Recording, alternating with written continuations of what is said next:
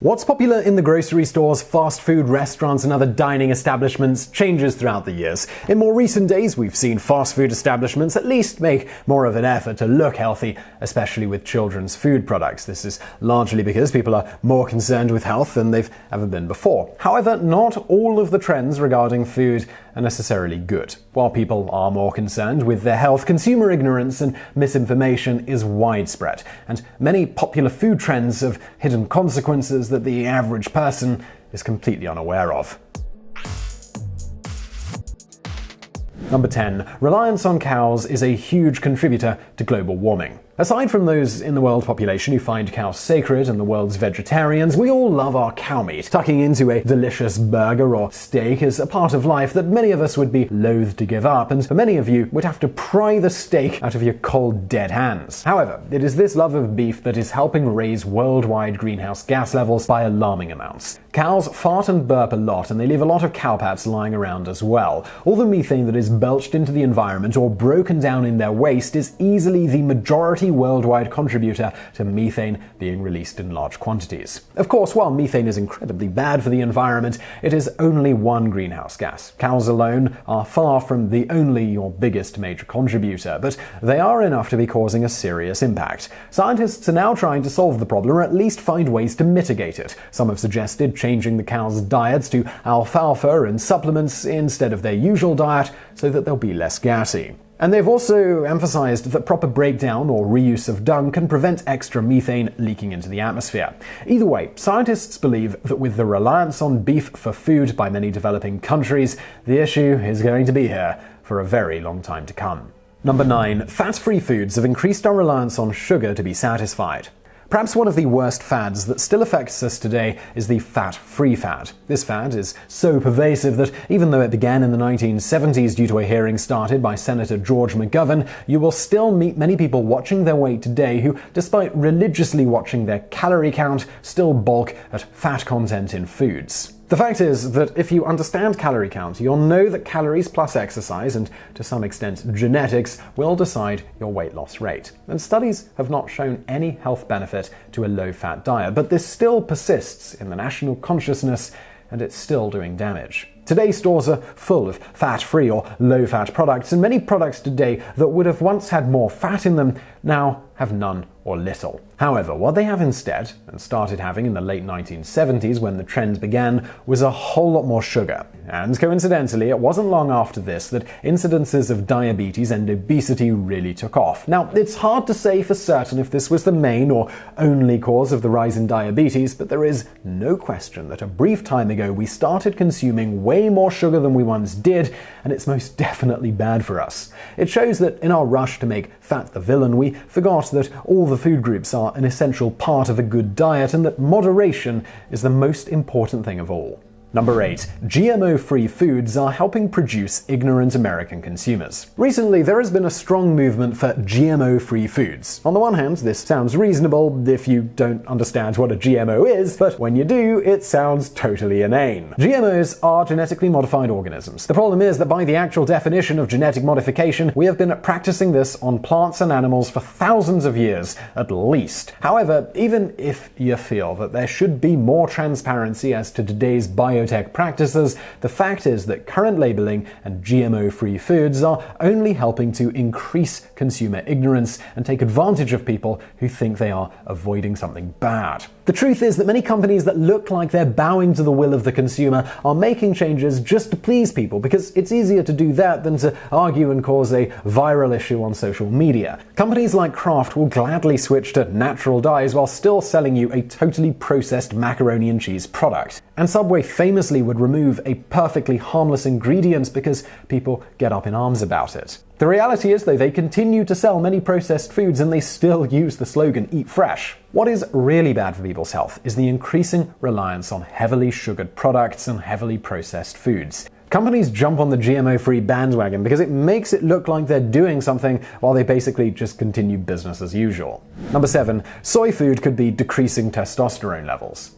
In recent years, soy milk, which was once considered more of a niche drink you'd see in a health food store, has become a full-blown fad. Women and men alike are drinking it not only as a substitute for milk, as a growing number of people in America have decided it's trendy to claim to be lactose intolerant without being tested for it, but also because they enjoy the taste. Milk substitutes like soy tend to come in exciting flavors already full of sugar and other artificial flavor boosters, making it look way more enticing than plain old milk. Unfortunately, soy milk has been linked with the ability to increase estrogen levels. While for most people it would be unlikely to cause anything truly noticeable, there is the case of one man who was dealing with a really strange medical issue. His body seemed to be increasingly feminizing, and he couldn't figure out why. He had swollen mammary glands, hair loss, decreased facial hair growth, etc. After going to 4 doctors and starting to get frustrated that he'd never find the answer, his 4th doctor decided to ask him to give him the details of his diet. It was then that he discovered the man was drinking 3 quarts of soy milk per day. Now, this is a lot more than most people would consume in a day, so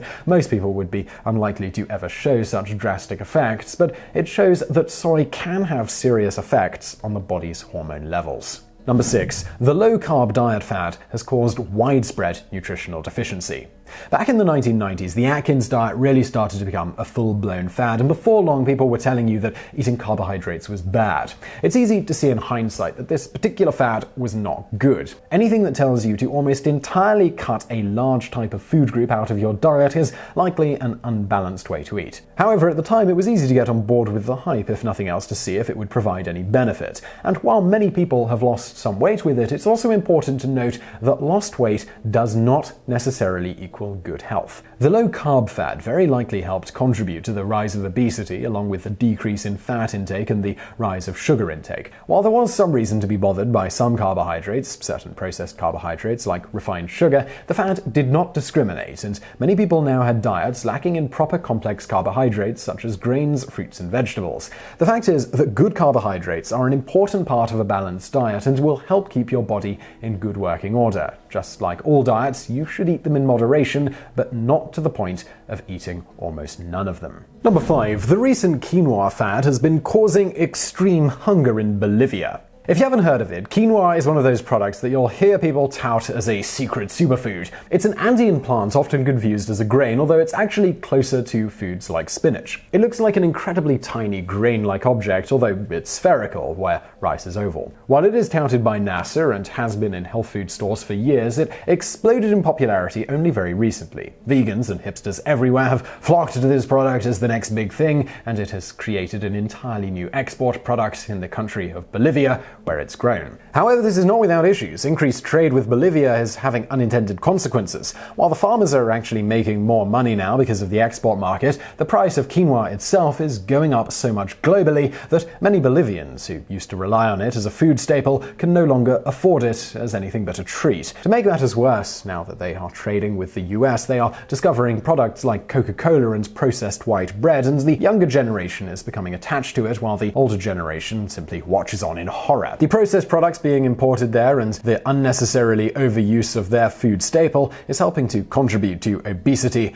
and malnutrition in Bolivia. Number 4. Deceptive marketing for cage-free and free range hides the problem from view.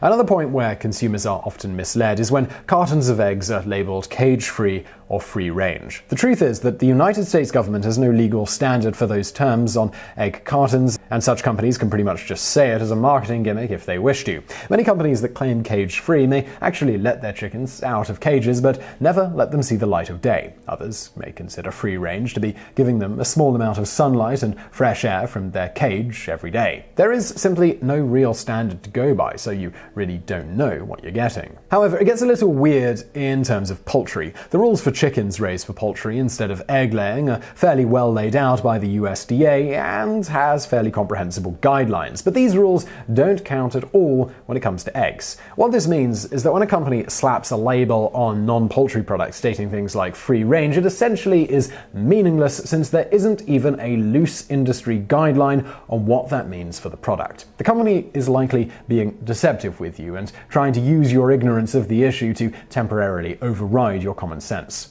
Number 3. The multivitamin fad could be causing serious health damage. Multivitamins are becoming increasingly ubiquitous, there's no doubt about that. Where once you saw them mostly in health food stores and infomercials, you'll now find dozens of different bottles of multivitamins in every grocery store. They're colourful and there's often some kind of sugary flavour and cute shape in order to make them more enticing. Plenty of people have come under the impression that everyone would be better off if they had a daily vitamin, and many people now take them religiously. Now, for some people, this is a good thing, but for many people, it could actually be quite harmful. The matter lies in how healthy the person taking the vitamin is to begin with, and it all ties in to how vitamins work. Multivitamins have a lot of nutrients in them, enough to easily replace anything missing in a deficient diet. And if you think you're struggling to keep a diet that has all the nutrients you need, then a multivitamin might be a really good idea. However, the issue is that the people most likely to take multivitamins like clockwork also happen to be the people who already have well-balanced and conscientious diets and thus have no need for one. In fact, it could actually be harming them because taking large concentrations of a nutrient you already have enough of, or more than enough of, especially on a long-term basis, can damage the body. Many nutrients found in large quantities in vitamins can be toxic and even carcinogenic if allowed to build up in the body too much. Number 2. Disposable water bottles are devastating the environment. Back when bottled water first hit the scene, many people were skeptical and scoffed at the very notion. Well, as strange as it seemed, bottled water has skyrocketed in popularity, and now buying disposable bottles of water has become a normal way of life for many people. For some people in the United States, they buy bottled water because they consider it safer, and some people just really like the convenience. But it's causing a great deal of harm. The amount of fossil fuels used to make the plastic for our bottled water would be enough to fuel 1 million cars for a whole year, not to mention that it takes roughly triple the amount of water to produce the average bottle of water than the bottle actually contains. While these may sound bad, that's just the tip of the iceberg here. Water bottles are also one of the biggest sources of plastic pollution in the world, and due to the poorly organized recycling system in America, a large quantity of plastic water bottles simply end up in the landfill or the ocean, and they're never reused. This is a problem because the plastics used in water bottles tend to break down poorly and leach toxins when they do. As for whether they're safer to drink, this is not the case either, so there's really no advantage to bottled water at all. Studies have shown that the toxins present in the plastics can affect the water, and for those who think it's got less bacteria than tap, this is not necessarily true either. Some bottled water has been tested and found to be similarly unsafe. This may be due to the fact that some major bottled water companies have been caught using simple tap water for their operations and then simply reselling it to people. Experts recommend getting a good water filter and cleaning your own tap water. Number 1. Going gluten-free if you don't have celiac can be really bad for you. These days, a lot of people are trying as hard as they can to go gluten-free as part of the latest, most popular fad diet. While this might sound reasonable at first, the fact of the matter is that there is a reason that food companies are now catering to a large amount of gluten-free customers, even though only 1% of Americans have celiac disease. And the reason isn't because it's better for you, the reason is because it's the in thing to do. 21% of people are now trying to cut out gluten from their diet. This means that 20% of those people are improperly giving themselves serious dietary deficiencies and also allowing food companies to take advantage of their ignorance. For example, food companies will happily label products like French fries gluten-free, even though people who understand what gluten is would know they are naturally gluten-free anyway, and it's the same for many other treats that are given the same label. The truth is that all the people cutting out gluten may be right to cut out processed and or refined foods containing gluten, but the wheat and whole grain products that contain gluten are an extremely important part of a normal and balanced diet. Those with celiac have to follow special dietary guidelines from a doctor in order to avoid gluten and still get the required nutrients. So medical professionals strongly recommend getting tested and then getting proper dietary advice before cutting entire food groups from your diet. So I really hope you found that video interesting. Hopefully we busted some myths. If you did like it, give us a thumbs up. If you're looking for something else to watch, check out our other channel called Biographics. Link on the screen, and I'll see you next time.